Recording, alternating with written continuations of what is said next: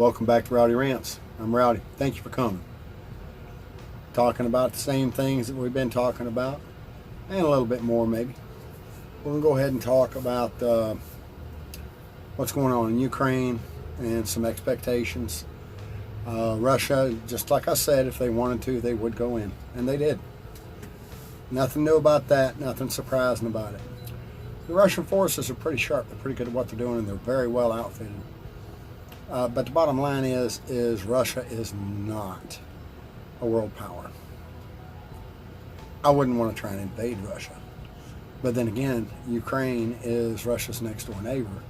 And I suspect at this point, Russia is starting to find out Ukraine's going to be a little bit harder of a nut to crack than they possibly thought in the first place.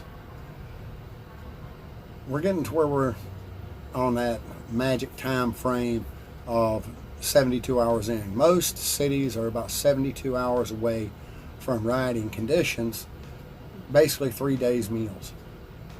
People start getting hungry, they start getting desperate. Also, at this point, you've got a lot of people who are pretty pissed off because Cousin Fred got shot, Aunt Margaret, a brother, a sister, a loved one. And they're going to picking up that gun that was handed out for free out in Kiev. And they're going to go try and maybe exact a little revenge. It's one thing to go head to head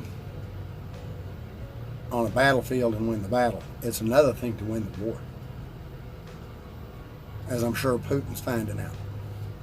Also, Putin's getting pressure from China. China has a problem with runaway provinces, which is what they consider Hong Kong and Taiwan. And Putin changing the geographic map and deliberately going into Ukraine to behead the government, to install a government that's more friendly, speaks loudly against China's policy. So China's going to pressure Putin for negotiations, because the longer this goes on, the worse things get. I did notice that they had a little notice about the Ghost of Kiev, which is a MiG-29 Fulcrum pilot, has supposedly taken down a number of Russian jets. Doesn't matter if it's true or not. If it rallies the people, then it's met the objective. It's possible that it's true. It's also just as possible it's not true, but it will rally the people.